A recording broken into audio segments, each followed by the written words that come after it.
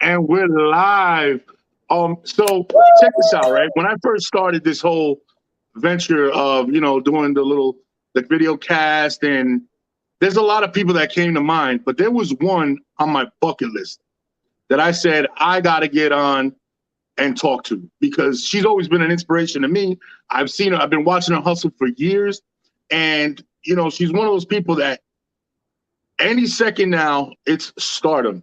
Any second now. So I'm watching from afar. She's a good friend of mine, and I've seen it in her from the day I met her. But now it's finally coming to fruition, and I'm super excited that I'm around to see it. Now, here's what it is. Not only is she an actress, not only is she a comedian, but now she's the co-host of the TWIS podcast, right? Yep, she's doing her thing. There you go, yep. TWIS pod. She's doing her thing. She's a real Renaissance woman, just a pure artist. Ladies and gentlemen, I want to welcome today to 5 Questions with Drop'N Dimes and Shatara Curry. Shatara, how you doing, man? How's everything? I'm good, my dear friend Mike. You were talking. I'm like, who? You was amping it up. I was like, who the hell?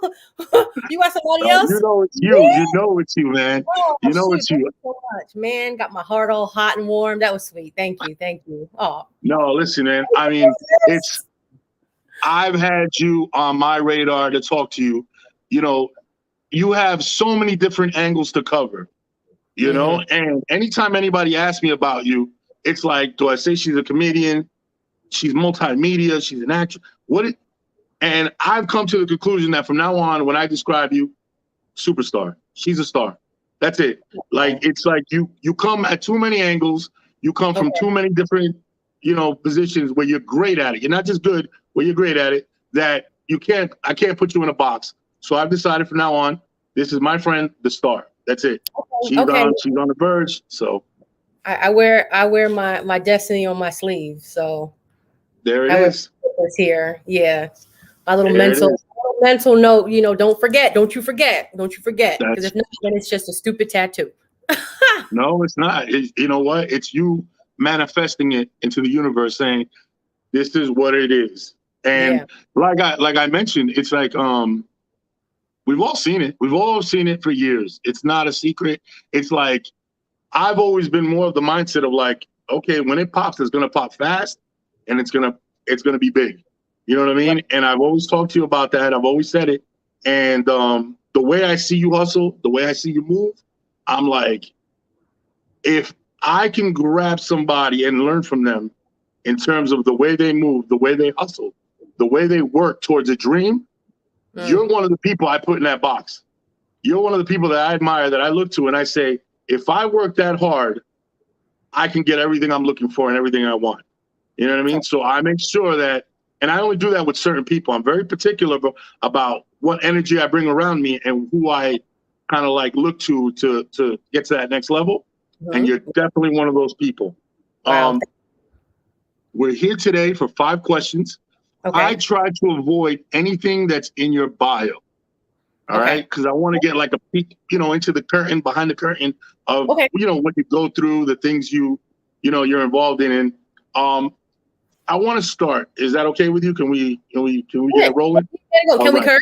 I mean, is this for the kids? Is this clean? You gotta let me know. After 5 o'clock, I'm like, feel free.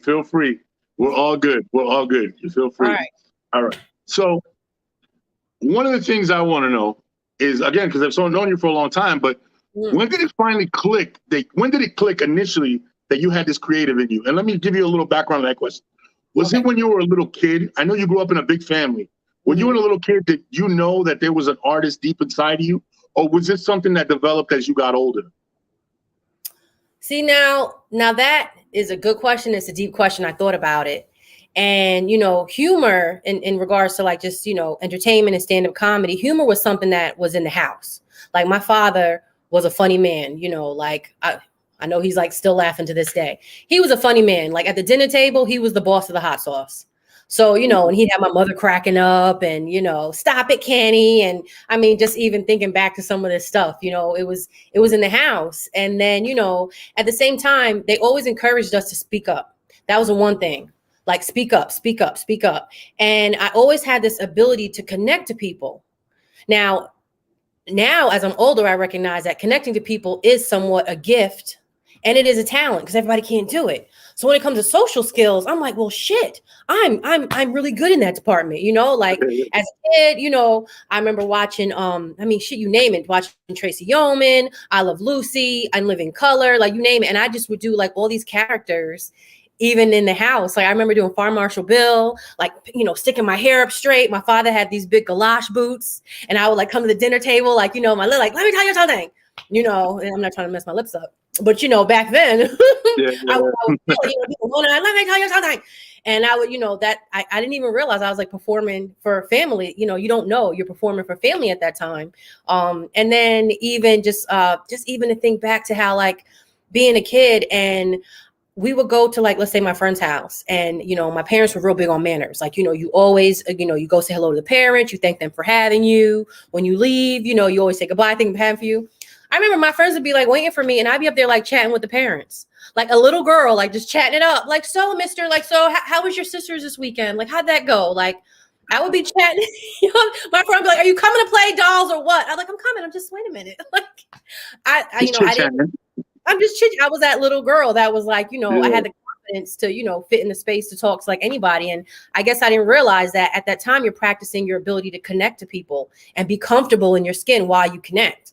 So, you know, in regards to just that moment, no, I think it was something that other people recognize in me, but I didn't really see it as, you know, such a gift that needed to grow to be something like my best friend Diana in junior high school. I remember the yearbook was coming out and everybody else was going after like best dressed, you know what I mean? Like most likely to be blah, blah, blah, whatever. And me and Dale were competing for class clown. Like, you know, we were like, and I remember like whoever was getting best look, you know, we looked at each other like, you know, we're good looking people. Like you can keep all that. The biggest compliment was not like you're beautiful, you know, don't get me wrong. It's not you know, self-esteem was intact, but it was more so, you know, you're funny. Being funny was the compliment. Like we were, you know, and Diana ended up getting that in the yearbook. Now I think about it, Diana got it, and that's my homie. So I'm just like, I'm surrounded by funny people, like hands down. I just happen to be the one that gets on stage. Like that's really what it is.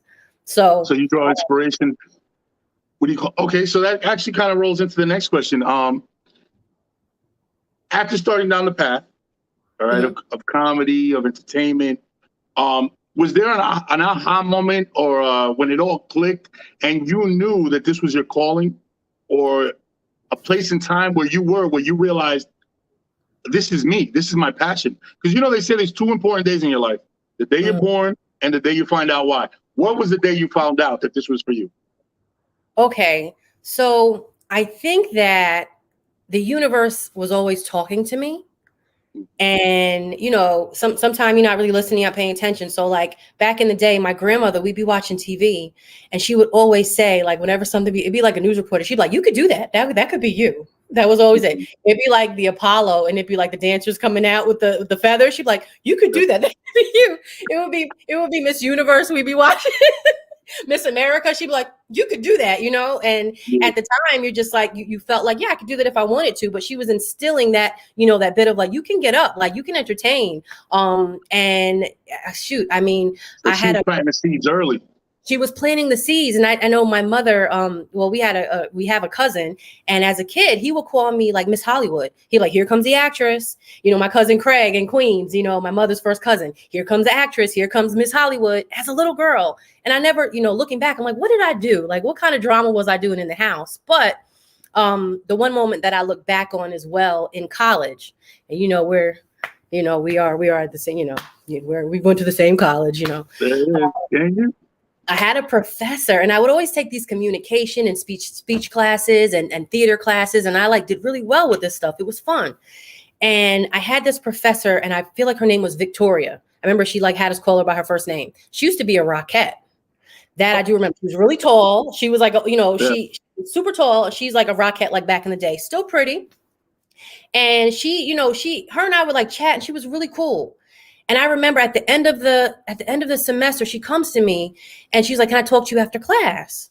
And I'm like, yeah, you know, like, sure. You know, like summer's again, you know, coming, and maybe I'll take your class again. I'm trying to graduate, whatever. And she asked me, she's like, what is it you're trying to do? And I said, I want to teach.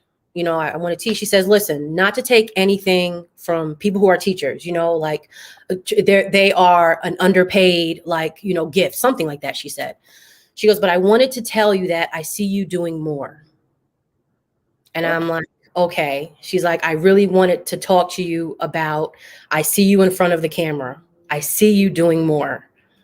And I'm like, you know, and it was just that moment, like, okay. She's like, listen, she wrote a few numbers for me. She's like, I know this one and this one and that one. You get yourself an internship, talk your way to the top, you get coffee, whatever you got to do, and you make your way in front of that camera. She's like, I needed to talk to you because I see this in you. And looking back at that, I think I was too scared to jump. And I really think I sent the emails for those internships probably like months later, just because of fear, you know, but that was somebody who said, like, I see this. And this was before I started doing stand-up comedy. And it was just like, she took a moment out, like, hey, let me talk to you. Like, nothing against teaching, but I see you in front of the camera and I need to tell you this. And I will never forget that. I will never forget that. That is one story I'll never forget. So to say that's an aha moment, I would say that's one of the many aha moments. When did you decide that you were going to take that leap? What was it that happened? Or do you remember getting an audition or some stage time or something? I was at Jimmy's Uptown Bronx Cafe. Oh, with my college roommates. We were all, you know, and I remember Capone was hosting. And he had like this competition where like everybody snap on each other, like, you know, like 2 rows, and it was like a competition. And whoever won the battle, whatever, would get drinks for the whole table. Oh, nice. And my kind of prize. Yeah, right. And if I'm not to be mistaken, I hadn't done stand-up yet because I had gone to Boston Uptown Comedy Club. Jeff Carroll was like, you know, and my sister Shantice, they were like the first people to make sure I got on that stage. But before that, I was winning drinks from my table. So I would go up, do the competition. And mind you, even as a comic, fast forwarding, like I'm not into snapping like that. I'll get your ass. Don't get me wrong if you want some attention, but outside of that, you know, it's not my stitch. And I remember we went, I think I won like 2 rounds. And I, you know, but, you know, got drinks for the table, went up second time. And then after that, it was just like, they were all looking at me like, so like, what are you going to do with this? I'm like, man, pass me the ribs. Like, you know, I wasn't even really catching it that way. You know what I'm saying? But when I finally did get on stage, it was like, I was told, Jeff Carroll, very good, you know, friend at heart and super talented. And you name it, Mr. Busybody, Jeff Carroll and my sister Shantice. One day, Jeff was actually, I want to say he was producing a show at the Boston Boston Comedy Club. I'm sorry. And I didn't know that show, that was like a big deal to get on. And they came and told me, Shatara, you got 3 minutes. I was 19 years old. You got 3 minutes. You're going to go on. You got 3 minutes. It's a big deal. And I remember like going up there, seeing like, we used to sneak into this show. I wasn't over 21. I wasn't even allowed to go in. This was back when I was like 16. Like I remember seeing Rudy Rush, Talent, Roberto Vanderpool. I remember seeing Bill Bellamy. I just remember seeing like so many like greats, and they're like, you get 3 minutes. And I was like, and I just remember like going up, and I did, you know, I did good for, you know, somebody knew 3 minutes, you know, and then I think just for the fact that I came back for more, you know what I mean? Like you bomb. That's the one thing with comedy. Like you consistently bomb to get better. And that's when you say to yourself, like, yo, what the hell am I doing? Like, why do I keep? Well, I'm gonna stop you right there because I have a question.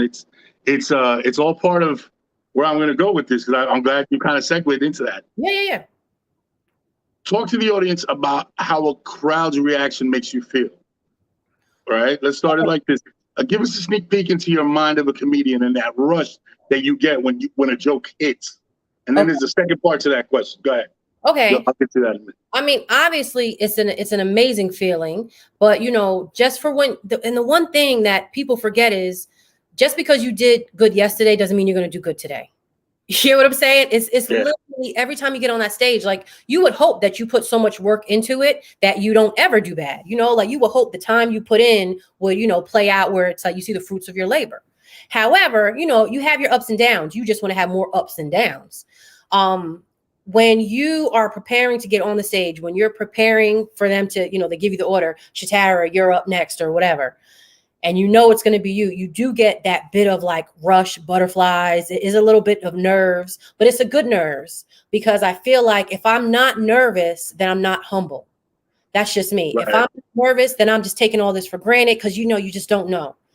And once your name is up, you see your crowd there, man, it could be 10, it could be 50, it could be 100, it could be 200, whatever it is. They're in front of you and they have an expectation. So I know for beginners, at first it was like, my outside, like people kind of judge me on my outside. So now I know my confidence has to match my shoes. You get what I'm saying? I got right, yeah. You know what I mean? Like, because if not, then I'm shaking up. I'm already getting shit from, women who aren't secure about themselves, like you name it. I didn't come here for all that. I just want to have a good time.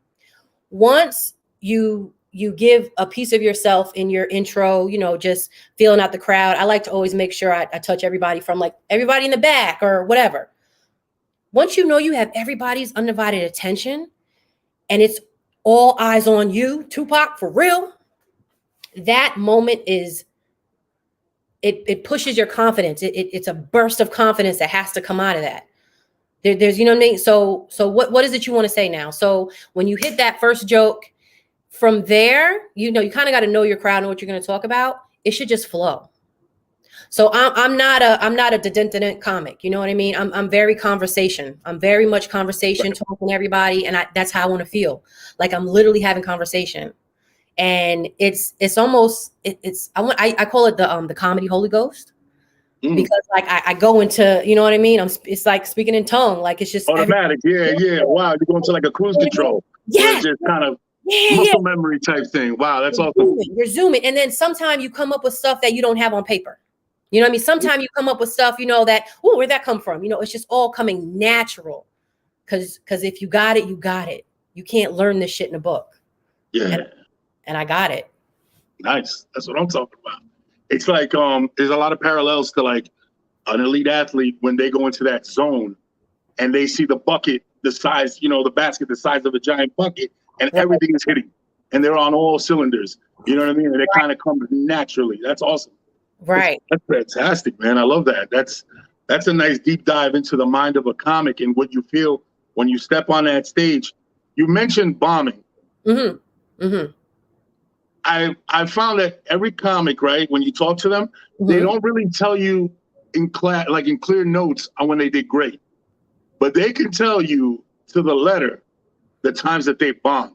They can talk about who was in the front row, what somebody was drinking. They can tell you every single detail about the times that they bombed. Right. Can you tell us a bombing story, or at least bring us to that moment and how you feel and how you learn from it? Okay. I've been doing this for a minute. So, I have a lot. I'm not going to sit here and say like, I have just two. Dude, I've been on stage hundreds of times. Like, so the one I do remember so clearly was, I was in comics in New York City, and was it Drew Frazier hosting? And Drew Frazier does an amazing job hosting. Like he gets, good pull on the men, the women, he's zooming. Like, just as the host, you got to be ready simply because he's already brought the crowd up here. And that's something else. And you want your host, if you're going to be on a show, you want the host to give it to you that way. You know what I mean? You don't want nothing, some people say, leave something for me. And it's like, nah, like, you want the crowd to be here. But you don't want to tire them out. So anyway, I'm at comics, and I will never forget, as soon as I came on, it was majority women in front of me. And the first thing these women did, they looked at me up and down, and they turned around and they opened their menus, and they proceeded to have conversation in front of me. Oh no.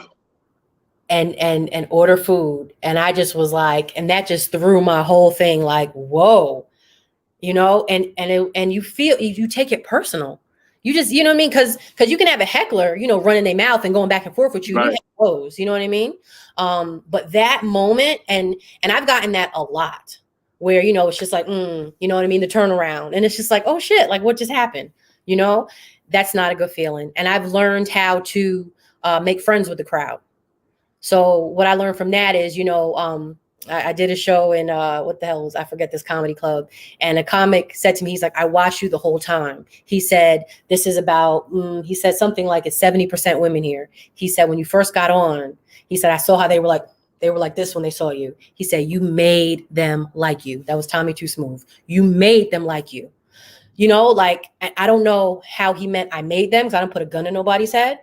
But through my whole set, obviously, it was something where turn it around. You got her. Like, okay, I fucks with her. Like, you know, we were all friends by the end of it. And that's where I wanted to be so like, you know, like, yeah, girl, you know what I'm saying? Like, you know, whatever it is, I want it to be conversation. So when you have somebody turn their back on you and open a menu, it's rude. But at the same time, I'm thinking all deep. I'm like, she didn't do that to, you know, to Drew Frazier when he was out here. You know, they didn't do that to, and I'm talking, it was like a big table, you know, of like, it's like a party of people. And anyway, so that was one. Another time I was out of town, and I was nervous, and I remember that I feel like the host like introed me kind of like, you know, like, yeah, whatever, you know what I'm saying? She's here, blah, blah, blah. Yeah. People are anticipating, you know, like, you know, if you're the host and you say this person is, and you hype them here, then that's where they're at. But if you bring it here and as a host, you're like, yeah, whatever, then that's where people usually at. So, you know, and I remember somebody was like, don't quit your day job. And I just was like,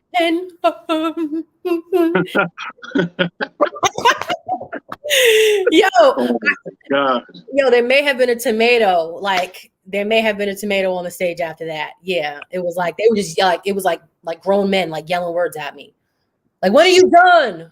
It's like, oh shit. How do you bounce back? You talked about that feeling that it makes you think about and reconsider everything. How do you bounce back? What makes you say, you know what, outside of the passion, like how do you reconcile those thoughts to get back on stage? I learned that when it comes to jokes and telling them, you have to be the first one who believes in your shit. You have to be your own hype man. So like, you know, you ever hear somebody say something, they shrug, they go, made me laugh. That's yeah, absolutely.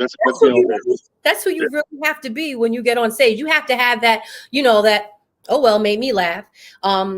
But at the same time, you don't want it to be so much of a, oh, well, you want it to be like, okay, next time, you know, like I'm gonna get y'all. Next time I'm gonna get y'all. And then you just get like determined because you want to get this story or you want to get this joke out. And don't get me wrong, sometimes things don't work, but I have some things where like they work great with this crowd, but not great with this crowd. So you really have to continue to work at the craft because your crowds are forever changing. At least you want to be a comic who, you know, I'm versatile. So you can throw me where you want to throw me. You know what I mean? Like I'm ready and I want to always be that way.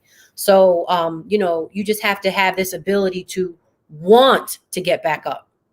Because when you bomb, especially like when you like go out of town, dude, that ride home is so lonely. Woo, boy. Just imagine. Oh my God. Dude, that ride home is so, because you're in your own head. You're in your own head and it's just you know, and then, you know, and then, you know, what really sucks is like when you have somebody that may come to you and be like, hey, I've seen you before. This happened before I did like some type of like politician show. And I remember when I came off and talk about bomb, like the politician who was there was looking at me because I knew her from somewhere else. She was like, so anything the host just told me to talk about, like, hey, if you know her, perfect. Talk about it. Da-da-da-da. She was looking at me like, no, flipped everything around. So I'm like, okay, wait a minute. Where am I going? It was terrible. This guy comes to me later on and he goes, I've seen you before. I know you're funny. Oh. What a backhanded compliment. Oh my God. I'm like, you want to buy a DVD? You want to buy a DVD? Oh, I still, you know, I believe in myself, but yeah. So yeah, but was that going to be something where I'm like, okay, well, this show speaks for every show from this point on. You can't ever have that mind state of like, you're never working this town again, kid. You know, like yeah. You got to look at that show and be like, yo, this show is one of so many. So, you know, you just got to keep it moving. And you don't want so many, you know, bombing stories, but you're going to have them. And it keeps you humble, keeps you on your... Yeah, you sprinkle them in, right? You got to. Sprinkle them in, yeah. Yeah, very lightly, though. Very lightly. Very lightly, yeah. You don't want to let them. Okay.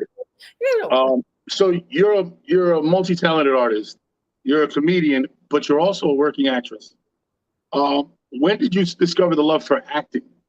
And who are your inspirations in comedy and acting? Whose careers do you admire? Okay. Well, comedy is great, and comedy also is a nice segue platform into acting as well, because I'm a very animated comic. I'm very storytelling, so I can go into characters. I don't do voices too much, unless I'm talking about my father. You love your daddy, don't you? Something like that. Then okay, but as far as acting, I'm still working at it. I'm still working at it because I would like to work the drama aspect of it, because I know I have it in me. I would like to get better at that capability, so to speak. Mm-hmm. So, it's like, okay, I already know I can make you all laugh. I already got that part, but can I make you cry? That's kind of where I'm at. It might sound a little crazy. No, not at all. Not at all. So, It's like when you're an artist, you reach a threshold, and instead of stopping there, you have to reissue another challenge, because it's about the journey. It's about the process that you enjoy. It's the art that you enjoy. You know what I mean? It's different if you were somebody that said, this is the kind of actress I want to be. I want to get this level of fame, and that's where your concentration is. But when your love is the art, you want to touch on all different aspects of it, and you don't want to be pigeonholed as funny lady X here. You want to be able to spread your wings across the board into all kinds of genres, drama, comedy, all kinds of stuff. I can see that. Yeah, I agree. I totally, I see people today like Tiffany Haddish. My hat goes off to her right now, just as a Black woman in comedy, because she right now has this great spotlight, and I like what she's doing with it. I like that she's like pulling back, and when I say pulling back, she has a surplus of success that she can actually, feel confident in helping others out. So, I know she has her platform where she has a show, and just seeing that is like super dope, because some people get to a place and they're like, I'm so happy that I got here. I ain't think about nobody. And who am I to tell you it shouldn't be that way? But when I see people that do the opposite, of my heart is like, I love that. So I'm liking her career. I'm liking what she's doing with it. I'm a big fan of Jamie Foxx. I like Jamie Foxx has crazy range. So when I say range, I'm talking, when you see him in Ray, you get what I'm saying? And you see him as a psych patient with schizophrenia, then you see him on the Jamie Foxx show, and then you see him singing, right? You see him as Ray Charles. I like the range, and Robin Williams had that same range. You know what I mean? Be able to go to a whole nother place. Mr. Doubtfire, give you a hunting stand account. Yeah, there you go. Big times. Yeah, so I'm saying that, and I also obviously I'm big on Eddie Murphy. He's the GOAT. He's like the best. Like, he is the GOAT for me. I love Lucy, so throw that in there. Just comedic actress. I like what she did with her platform. I'm big on Martin Lawrence. I'm big on Bernie Mac. I love Monique. I just I'm watching Monique on the Monique show, The Parkers, the other day, and I'm just looking. I'm just like, I don't know if she gets the props that she's due. No. You know what I'm saying? Completely underrated. Completely underrated. It was called crazy. Because she was calling out Netflix. But then other people call them out, and now all of a sudden, she wasn't so crazy. No. You know what I mean? I feel her, like, and don't get me wrong, I crack jokes out. She's like, everybody boycott Netflix, baby dolls and all that. Guess what? Like, I'm so not mad at you. Like, the work that she put in, from Def Jam to the show Snaps, to see her on the Parkers, and that show was excellent. To seeing her now, I mean, she's funny as hell. She is one sister in comedy that, yes, I totally admire. Precious. Yeah. Mm-hmm. Precious. Come on, now she had the Monique show. Yeah. Her nighttime. I mean, this woman is accomplished. I mean, she's accomplished. Unfortunately, See, the thing about Hollywood, it could paint a brush on somebody. It could definitely paint somebody in a different light, where it makes you, it really painted her with the angry Black woman, freaking, what do you call it? It tried to label her. And if you don't know any better, if you're a casual, you're not paying attention, you're just going to hear, the Choir said that, this newspaper said that, this media outlet said that, she must be that. Right. And in reality, she's more like us. Or she's more like, it's like her fight benefits the little guy, benefits the people coming up, more so than the people that are going along with the system. Right. You know what I mean? She has the nerve and the balls to stand up to it and say, this isn't right. Like, hold on. Right. And the whole fight was with, and I'm sure you understand, that was the whole thing with Amy Schumer. And what they were trying to say was, well, Amy Schumer is bringing in numbers right now. Like Amy Schumer is money, and she has blah, blah, blah, blah, blah. And she was like, hold on a minute now. I have blah, blah, blah, blah, blah, blah. Right. So, you know, for something like that, I would just say, and as I'm always advised, we just create our own lane. You know, you don't wait for the Oscars to give you an award. You don't wait for the Emmys to give you, you know, like we are, you know, waiting for that approval. And in reality, it's just like, nah, like we're in a day and age now where you get yourself to where you want to be and create your own platform. Social media is a motherfucker. You can do it. My question to you is, and this is a question that I've been, every time I do a 5 questions, this is like a bonus question that I've been asking people. Okay. The people that are getting rich today or being successful today are going to be successful tomorrow are not doing it based on today's technology or today's system. Okay. All right. What do you see as the future for comedy? What's next? What do you see as the evolutions? For instance, there was, it's like when I say evolution, it was like Blockbuster, DVDs. You know what I'm saying? Like, you know, that evolution, how it goes. Same thing happens with entertainment, same thing. So it went from now to streaming. What's the next platform from streaming?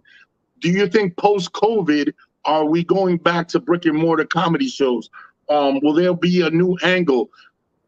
And then I want to ask you about the pivot, but let me bring it back so that I can formulate the question better. Okay. Number one, what do you think is the future of comedy? You know, what do you think is the future, the next wave? Right now, it's big with streaming, things like that. What do you think is the next wave of comedy, number one? Number two, what does post-COVID comedy look like, in your opinion? Okay. So, all right. So for the first one, where do I see it at the first, you know, the next wave in regards to even like this technology that we have right now, right? The one thing you don't have to be famous is talent. And let me tell you the one thing I can say, to edit videos, when I get on stage, there's no editing.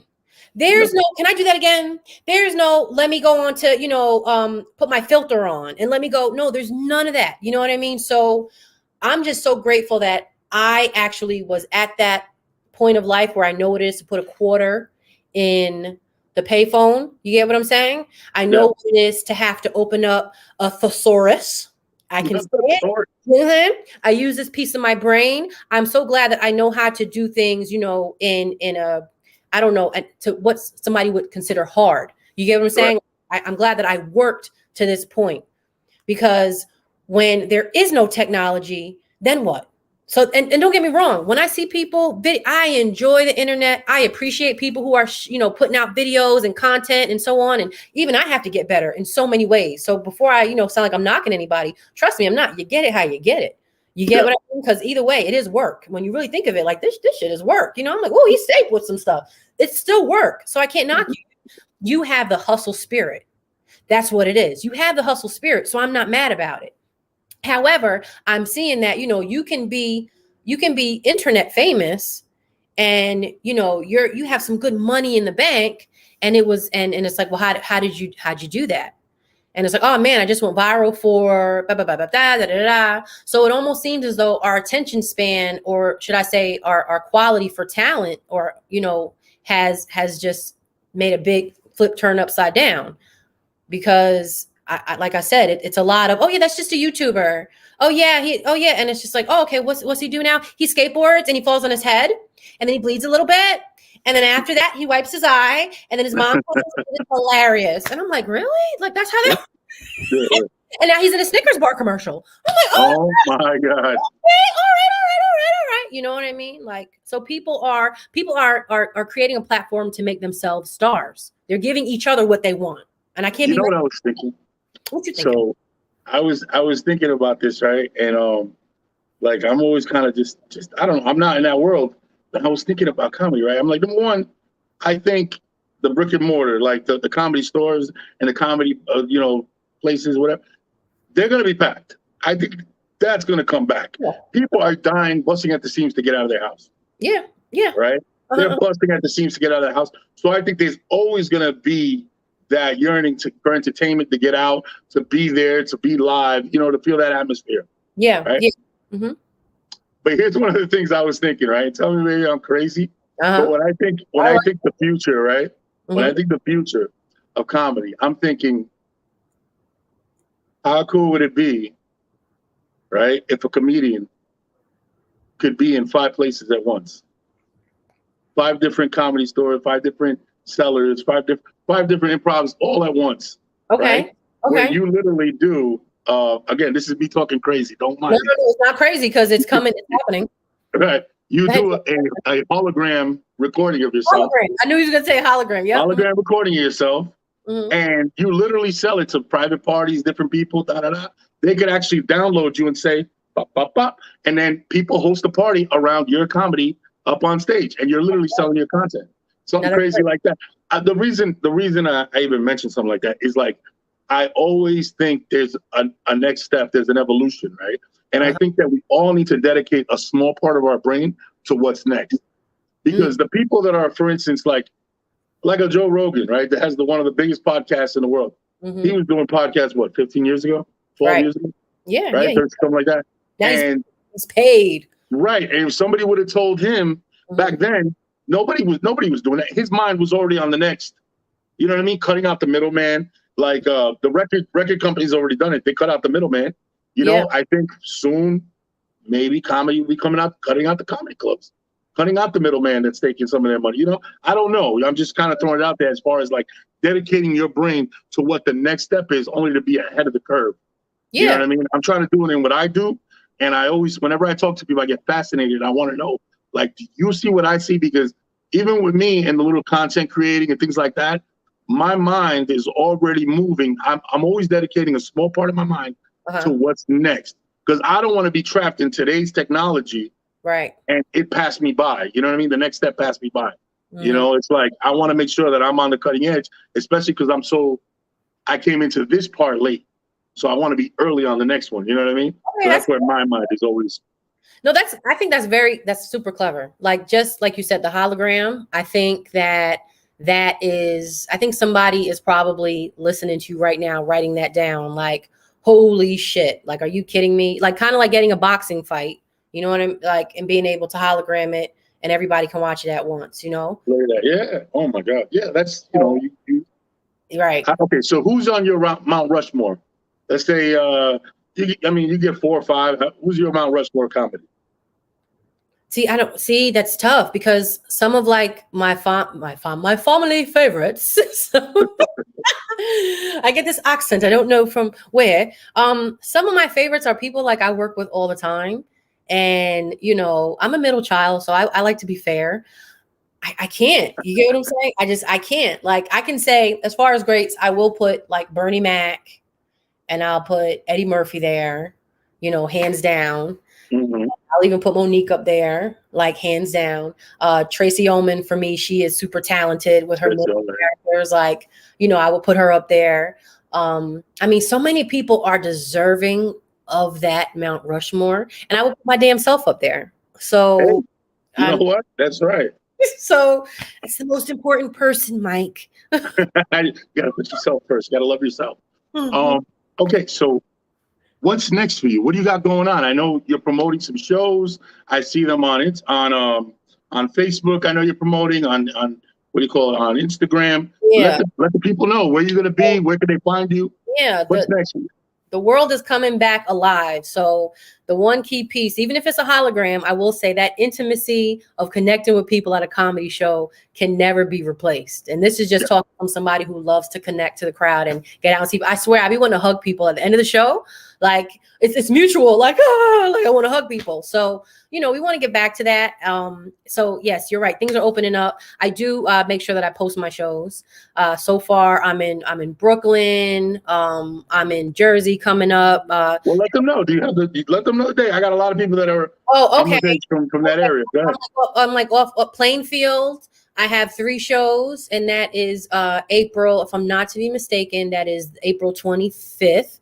And then coming up, I have a brunch, which is at Bedford Manor. I'm trying to remember. And that is April 18th, if I'm not to be mistaken. That's a nice little brunch, French toast, 3 o'clock show. I'll be traveling. So I have there's a lot coming up. And it's all in my mind, but I make sure I post it. I put a little, heads up. So that's Shatara Curry, New Jersey on Instagram. I do have my podcast with my sister. Yes, let us know about that. I know you can find it on Island TV. I got it on my smart TV. Right. So we have the live show. It's called That's What I'm Saying. And it's the podcast. We, ratchet, we get woke. It's a good time. Like I said, I do that with my sister Sean. And That's What I'm Saying on IG. That's TWISPod, TWISPOD. That's the acronym for That's What I'm Saying. And you can also download the Island TV app to watch our live show as well. And I'm just working on my hour, and I'm working on my one-woman show, and I have a documentary that I'm working on. So now interesting. Yeah. So now this pandemic is making a turn. I can get back to business. Hopefully getting back to business. So I have my foot in a lot of things. I have a lot of wheels turning. That's awesome, man. How good does it feel to finally, after all this time, to be able to get out? You know what I mean? Get back out there and really kind of step your foot. It's like it paused everybody's hustle and it forced everybody to pivot, and a lot of people became content creators. A lot of people dove headfirst into the podcast game. A lot of people did. What direction did you pivot in when it first came out? They kind of stalled on the comedy end and be able to go to comedy clubs. Yeah. Well, for me, to be honest with you, I didn't realize how much comedy was a part of me and really deeply in my soul until it wasn't anymore. Until I didn't have access to it anymore. I was really sad about this. I'm hold on a minute, and then you continue to write. So, your writing should evolve. Your writing should change because life has changed. So, you want to talk about, some of these things and you want to pull the funny out of it. And then I was doing a lot of Zoom shows. And I'm still doing Zoom shows. I just did a Zoom show. People are doing private events via Zoom. That's been interesting. Yeah. How is that? How is that adjustment compared to a live crowd? How do you deal with that? I mean, it's nice because I'm home and I can drink a lot. And if I stumble to my couch, I got to worry about no man putting it in my drink. So it's it's just great, I'm doing laundry. Well, you know what I mean? I got my mom on hold. I'm cooking, hey, I'm at a show. That works. It works for me. It's interesting. But again, it's nothing like being in front of a crowd. It's nothing like being in front of a crowd and being able to really connect and feel those people in spirit. So to try to find it via Zoom, it's challenging, but I'm up for the challenge. So once I started getting booked for these Zoom shows, I wasn't going to be no. I was I have to be flexible. You know what I mean? There's some adversity happening and I have to learn how to bend, you know, this, because this is a business. So what are you saying? You closed? Yeah, for real. Oh my God. Yeah. So that's it. I'm telling you, a lot of people see you were able to adjust. You kind of changed your mind frame. And like I said, you did that pivot where you were I'm going to be successful no matter what. I'm going to work out my craft no matter what. A lot of people haven't been able to do that. They kind of were frozen in what they were doing and not able to adjust and adapt. And that's a killer in this day and age. You got to be able to adapt. You got to be able to shift, and you got to be able to still be creative. Right. And like you said, that writing that you do, you got to be able to, I'm assuming you got to be able to perform that. It's not enough to just write, right? You have to be able to kind of deliver the content as well. Right. And to be honest with you, it's just kind of what good is a joke if it stays on your notebook? You know what I mean? It's kind of people who are I can really sing. Where do you sing? In the shower? Thing, so getting it out on, via Zoom, if that's your only option, then you take it. But in reality, if you tell me hey, listen, there's a spot that's open, they only let 5 people in, but you can work your shit out, then I'm okay, I want to come, because you just want to work your stuff out. A live audience is really what you need. I don't know. I can't begin to explain it. But again, like I said, you got a Zoom show, I'm bookable. I'm there. I'm bookable. I'm here. Don't forget me. Nah. Oh, yeah. I'm there. Cash App works out pretty good. And then if you have a show, you got a show, and you're following distancing, which is what a lot of people are doing now. Hence the fact that I have this one show, they're doing 3 shows just to keep, the distancing. And I respect it. Right. I respect it and I appreciate it, because just because your place is open doesn't mean I got to run to it. That's how I feel also. It's like, Yeah. be careful. I get on stage, I'm wiping the microphone down. I got my Purell. Florida doesn't give a Dude. But I saw the kids on spring on break. They were on spring break. Wildin'. COVID soup. Yeah. No. COVID soup. Yeah. Let me tell you something. What they don't show you is Fort Lauderdale, which was just as packed, just as many people, different shade, just as many people. Yeah, I follow you. Packed. And you're like, okay, it's nah, like you have to think twice to be out there, man. I'm driving in a car with my mask on, like, no, I don't even give a damn. I don't want to breathe nothing. I don't want to breathe nothing you got. It's crazy. See, because in the news, that's how they're like portraying it in the news, as if like, what the newscaster would say is like, they are wilding in Florida. Take a look. That's how. But they were. But they were. But they were. No, so I'm talking to my mother about it, right? And I'm telling her stories about when I used to go on spring break down in Florida. And I'm like, I'm trying to like, that's not that bad. I told her a story about when I went to Mexico. And I almost got arrested. Right? So she's not telling her. She's just learning this. Yes, today. Like, she's today years old when she learned this.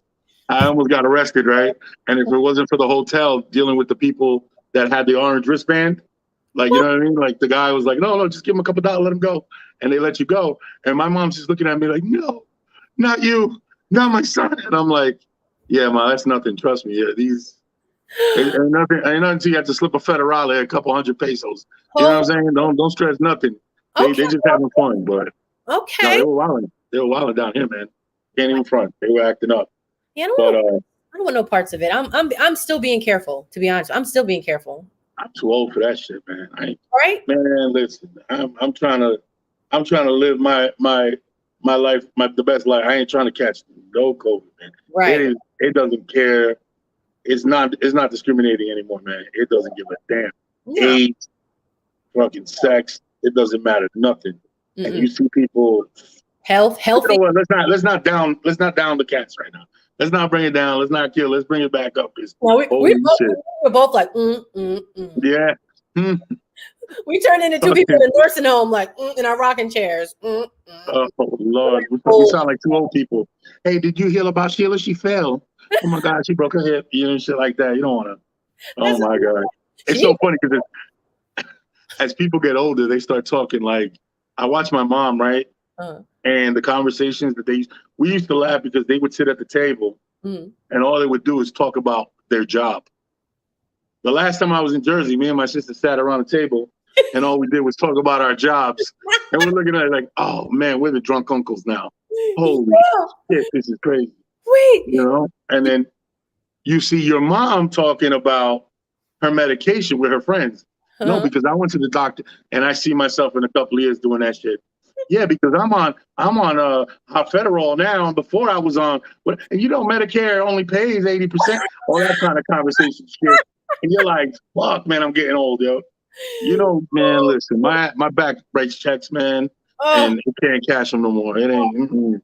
Wait a minute. No way. You sound like that Progressive commercial with the guy telling people how to not turn into their parents. And they're like, the word is quinoa.